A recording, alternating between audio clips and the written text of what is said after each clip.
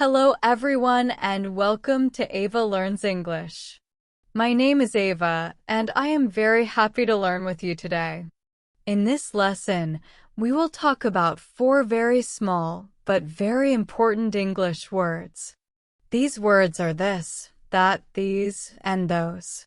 We use these words every day when we speak English. They help us point to things, show objects, and talk clearly about what is around us. When you learn these words well, your English becomes more natural and confident. Let us start with a simple idea. These 4 words are used to talk about things. Sometimes we talk about one thing. Sometimes we talk about many things. Sometimes the thing is near us. Sometimes the thing is far from us. These 4 ideas help us choose the correct word. First, let us talk about the word this. The word this is used for one thing that is near you. Near means close to your body or close to your hand. You can touch it or easily point to it. For example, if a book is on your table, you can say this is a book. If your phone is in your hand, you can say this is my phone. This is used when the object is close. You can use this in many daily situations. You can say this is my cup. This is my bag. This is my chair. These sentences are very common in daily life. You can also use this with food. For example, this is my tea. This food is hot. This rice is fresh. When the thing is close, this is the correct word. Now let us talk about the word that. The word that is also used for one thing, but the thing is far from you. Far means not close. Maybe the object is across the room or outside. For example, if you see a building outside, you can say that is a building. If your bag is near the door, you can say that is my bag. If you cannot touch it easily, you use that. It is important to remember this difference. This is near. That is far. Say it slowly in your mind. This near. That far. Practicing this idea helps you choose the correct word without confusion. Now let us move to the word these. The word these is used for many things that are near you. Many things means more than one. For example, if there are books on your table, you can say these are my books. If shoes are near you, you can say these are my shoes. When many objects are close, we use these. You can also use these with food and daily items. You can say these apples are fresh. These clothes are clean. These keys are mine. These sentences help you talk about groups of things near you. Now let us talk about the word those. The word those is used for many things that are far from you. For example, if you see houses at a distance, you can say those are houses. If people are standing far away, you can say those are my friends. When many objects or people are far, we use those. Now let us review all 4 words in a very simple way. This is one thing near you. That is one thing far from you. These are many things near you. Those are many things far from you. This simple rule helps you avoid mistakes. Now let us practice with daily life examples. Imagine you are sitting in your room. You can say this is my table. These are my books. Now look across the room. You can say that is a window. Those are chairs. This practice helps your brain connect English words with real objects. You can also use these words while shopping. For example, you can say I like this shirt. I do not like that shirt. These shoes are comfortable. Those shoes are expensive. These sentences are very useful in markets and shops. Now let us talk about grammar in a simple way. We use is with this and that because they are one thing. We use are with these and those because they are many things. For example, this is a pen. That is a house. These are pens.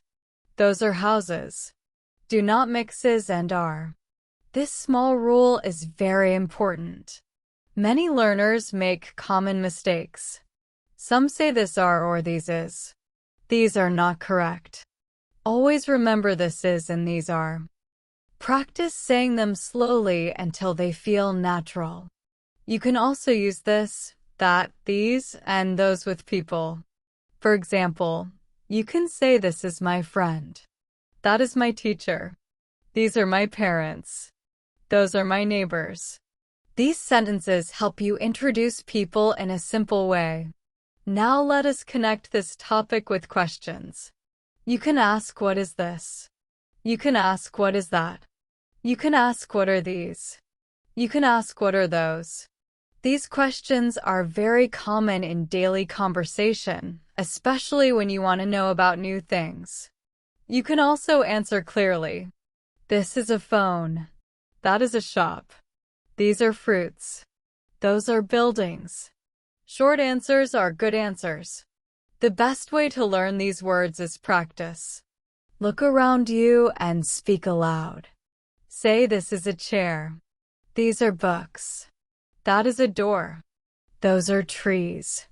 When you practice with real objects, your English improves faster. Do not worry if you make mistakes. Mistakes are part of learning. Speak slowly. Speak clearly. With time, these words will become easy for you. Now you understand how to use this, that, these, and those in daily English. These words help you talk about the world around you. In the next part, we will continue smoothly and talk about numbers and prices using the same simple and calm English style. Now we will move to the next part and talk about numbers and prices. Numbers are everywhere in daily life. You see numbers when you buy food, when you travel, when you look at time, and when you talk about money. Learning how to use numbers and prices in English helps you feel confident in real situations like shops, markets, offices, and public places. You do not need difficult English for this topic. Simple words and clear practice are enough. Let us begin with basic numbers. Numbers help us count things around us. 1, 2, 3, 4, 5. These are small numbers, but they are very important. You can say 1 book, 2 pens, 3 apples, 4 chairs, 5 people. In English, the number usually comes before the object. This rule is simple and very common. Now let us talk about numbers from 10 to 100. 10, 20, 30, 40, 50, 60, 70, 80, 90, 100. These numbers are used many times every day. You can say 10 minutes, 20 rupees, 30 days, 40 students, 50 shops. Saying numbers clearly helps other people understand you easily. Now let us move to bigger numbers. You can say 100, 200, 500. You can also say 1,000, 2,000, 5,000. For example, you can say this phone costs 5,000 rupees. You do not need to say very big numbers perfectly at first. Practice slowly and clearly. Now let us talk about prices. Prices tell us how much something costs. When you talk about prices, you usually use numbers with money words. For example, you can say this book is 50 rupees. That shirt is 700 rupees. These sentences are very common when shopping. In English, the number usually comes before the money word. You say 50 rupees, not rupees 50. You say $10, not dollars 10. This order is important and easy to remember. Now let us talk about asking prices. When you want to know the price of something, you can ask, how much is this? This is a very useful question. You can also ask, how much is that when the object is far from you? When you talk about many items, you can ask, how much are these or how much are those? These questions are used every day in markets and shops. The answers can be short and simple. You can say it is 50 rupees. You can say they are 100 rupees. You do not need long sentences. Short answers are natural in daily life. Now let us connect numbers and prices with the previous topic. You already learned this, that, these, and those. You can now say this pen is 10 rupees. That bag is 200 rupees. These shoes are 1,000 rupees. Those chairs are 500 rupees. This connection makes your English smooth and practical. Now let us talk about the words cheap and expensive. Cheap means the price is low.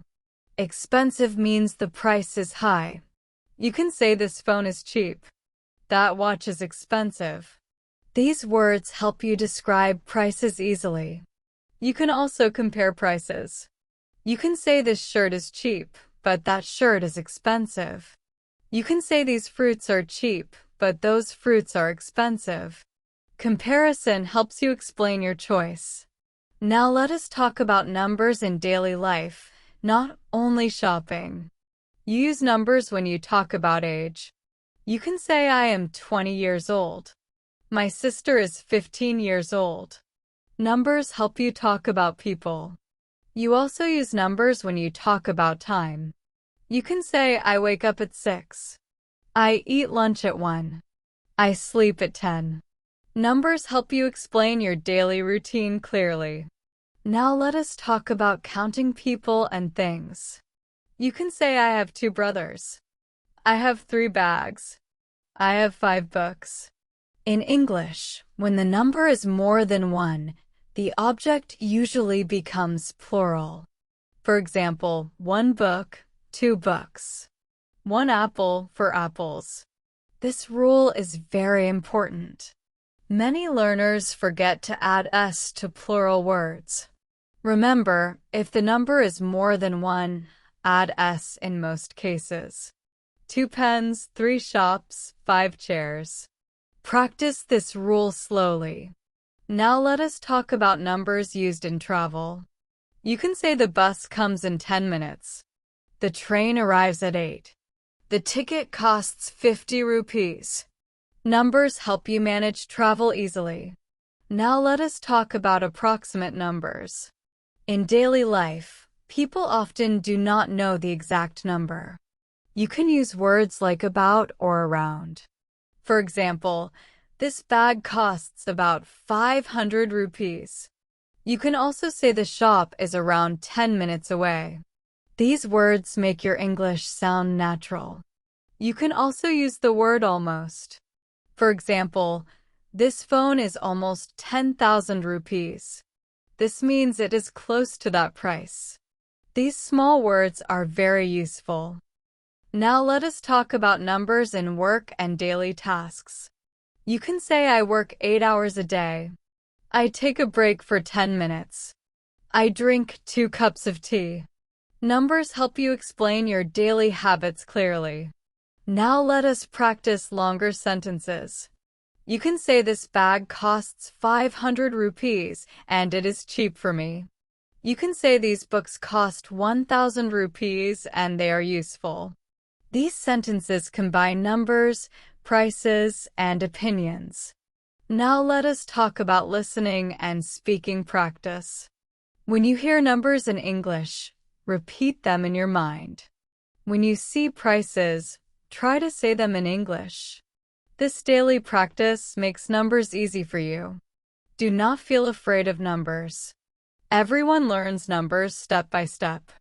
Speak slowly. Speak clearly. With time, numbers and prices will become natural for you. Numbers and prices are part of real-life English. When you learn them well, you feel confident in public places. You can shop, travel, and talk without fear. Now you are able to talk about numbers and prices in simple English. This skill helps you every day. In the next part, we will continue smoothly and talk about weather, using simple words to describe how the day feels and how the sky looks. Now we will move to the next part and talk about weather. Weather is something everyone talks about in daily life. It is one of the easiest ways to start a conversation because everyone experiences weather every day. When you know how to talk about weather in simple English, you can communicate comfortably with many people in different situations. Let us begin with the word weather itself. Weather means how the air feels outside. It includes things like sun, rain, wind, heat, and cold. You do not need difficult words to talk about weather. Simple words are enough. The most common weather word is sunny. When there is a lot of sun in the sky, we say it is sunny. You can say it is sunny today. You can say the weather is sunny. These sentences are short and very common. Another common word is cloudy. When the sky has many clouds and little sun, we say it is cloudy. You can say it is cloudy today. You can say the sky is cloudy. This helps describe the sky clearly. Now let us talk about rainy. When water falls from the sky, we say it is rainy. You can say it is rainy today. You can say it is raining now. Rain is common in many places, so this word is very useful. Another important word is windy. When air moves strongly, we say it is windy. You can say it is windy outside. Windy weather can feel cool or uncomfortable. This word helps describe the feeling of air. Now let us talk about hot and cold. These are very common words. When the temperature is high, we say it is hot. You can say it is hot today. When the temperature is low, we say it is cold. You can say it is cold in the morning. These words are easy but very powerful. Sometimes the weather is not very hot and not very cold. In this case, you can say it is warm or it is cool. Warm is slightly hot. Cool is slightly cold. You can say the weather is warm today. You can say the evening is cool. These words help you describe weather more accurately. Now let us talk about humid weather. Humid means the air feels heavy and wet. This word is common in many regions. You can say it is humid today. The air feels humid. This word is useful when it is hot and uncomfortable. You can also talk about weather using simple sentences with it is. For example, it is sunny, it is rainy, it is hot, it is cold. In English, we usually use it when talking about weather. We do not say the weather is me. We say it is hot. This is a simple rule. Now let us connect weather with time. You can say it is hot in the afternoon. It is cold in the morning. It is cool in the evening. These sentences connect weather with parts of the day. You can also connect weather with days. You can say it is rainy today. It was sunny yesterday. It will be hot tomorrow. These sentences help you talk about weather over time. Now let us talk about asking about weather. People often ask, how is the weather? This is a very common question. You can answer it is sunny or it is cloudy. Short answers are fine. You can also ask, is it raining? Is it hot today? These simple questions help start conversations. Now let us talk about weather and daily routine. Weather affects what we do. You can say when it is hot, I drink more water. When it is rainy, I stay at home. When it is cold, I wear warm clothes. These sentences connect weather with actions.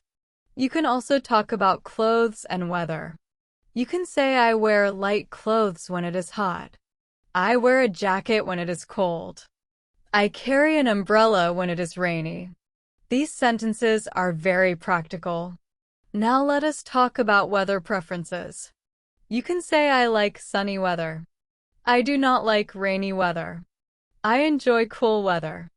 These sentences connect weather with likes and dislikes. You can also compare weather. You can say today is hotter than yesterday. Today is cooler than yesterday. Simple comparison helps you express change. Now let us talk about extreme weather in a simple way. Sometimes it is very hot. You can say it is very hot today. Sometimes it rains a lot. You can say it is raining a lot. You do not need complex words to explain this. Now let us talk about common mistakes. Some learners say weather is hot without using it. Try to remember to say it is hot. It is cold. It is rainy. This pattern is very important. Now let us practice weather sentences together in your mind. It is sunny today. It is hot in the afternoon. It is cool in the evening. It is rainy in the morning. These sentences help your brain learn patterns. You can practice weather English every day by looking outside. Describe the sky in English. Say what you see. Say how it feels. This practice is easy and effective. Weather is a safe topic. It is polite and neutral. You can talk about weather with anyone. This makes it a great topic for beginners. Now you are able to talk about weather in simple English. You can describe the sky, the temperature, and how the day feels. In the next part, we will continue this learning journey and talk about simple directions and places using clear and easy English sentences. Now we will move to the next part and talk about simple directions and places. Directions and places are very important in daily life. You use them when you travel, when you visit new areas, when you ask for help, and when you guide someone. Learning how to talk about directions in simple English helps you feel confident outside your home. Let us start with the idea of places. Places are locations around us. Common places in daily life are home, school, office, hospital, shop, market, park, bus stop, and railway station. These words are simple but very useful. You can talk about places using simple sentences. For example, you can say, I go to the office. I visit the market. I wait at the bus stop. These sentences are easy and clear. Now let us talk about near and far. Near means close to you. Far means not close. You can say the shop is near my home. You can say the hospital is far from here. These words help explain distance. Now let us talk about directions. Directions tell us where to go. The most basic direction words are left, right, straight, near, far, in front of, behind, and next to. These words help you guide people. Let us start with left and right. You can say turn left. You can say turn right. These are very common instructions. When you are giving directions, keep your sentences short. Another important word is straight. Straight means do not turn left or right. You can say go straight. You can say go straight ahead. This word is very useful on roads. Now let us talk about in front of and behind. In front of means before something. Behind means at the back. You can say the shop is in front of the bank. You can say the park is behind the school. These phrases help describe position. Now let us talk about next to and near. Next to means very close, usually touching or side by side. Near means close but not touching. You can say the restaurant is next to the hotel. You can say the bus stop is near the park. Now let us talk about between. Between is used when something is in the middle of two places. You can say the shop is between the bank and the school. This word is very helpful in city directions. Now let us talk about asking for directions. When you need help, you can ask politely. You can say, where is the hospital? You can say, how can I go to the market? These questions are simple and polite. You can also ask, is the shop near here? Is the bus stop far from here? These questions help you understand distance. Now let us talk about giving directions in a simple way. You do not need long explanations. Simple steps are enough. For example, you can say go straight, then turn left. You can say walk straight and turn right at the signal. These short sentences are very helpful. You can also use landmarks. Landmarks are big or famous places. You can say the bank is near the hospital. You can say the shop is next to the temple. Landmarks make directions easier. Now let us talk about places inside buildings. You can say the washroom is on the left. The office is on the second floor. The lift is near the stairs. These sentences are common in offices and malls. Now let us talk about directions and daily routine. You can say I go to work by bus. I walk to the shop. I travel to the office. These sentences connect places with movement. You can also talk about places you visit often. You can say I go to the park every morning. I visit the market on Sunday. I go to the temple in the evening. These sentences describe habits. Now let us talk about common mistakes. Some learners use long sentences when giving directions. Remember, simple is better. Short sentences are easier to understand. Also remember to use polite words. You can say please go straight. Please turn left.